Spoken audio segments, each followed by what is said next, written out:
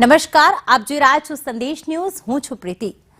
કચ્છના લખપતમાંથી એક ઘૂસણખોર ઝડપાયો છે. બીએસએફે પેટ્રોલિંગ દરમિયાન આ પાકિસ્તાની ઘૂસણખોરને ઝડપી પાડ્યો છે.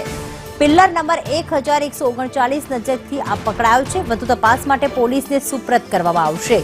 તો કચ્છના લખપત તાલુકામાંથી એક પાકિસ્તાની ઘૂસણખોર પિલ્લર નંબર 1139 નજીકથી પકડાયો છે. કયા કારણોસર તે કચ્છ આવ્યો હતો, ભારત દેશમાં પ્રવેશ કર્યો હતો, તે અંગે તપાસ કરવામાં આવશે. આ ઉપરાંત તેની પાસે કોઈ ઓળખના પુરાવા છે કે નહીં તે અંગે પણ પોલીસ હવે જે છે તેની પૂછપરછ કરશે. વધુ તપાસ માટે બીએસએફ પોલીસને સુપ્રત કરશે. અલ્પેશ જોડાઈ ગયા છે. અલ્પેશ, કઈ રીતે બીએસએફને ખ્યાલ આવ્યો કે આ કોઈ ઘૂસણખોર છે અને પાકિસ્તાનથી અહીંયા આવ્યો છે? શું વિગતો મળી રહી છે આ અંગે?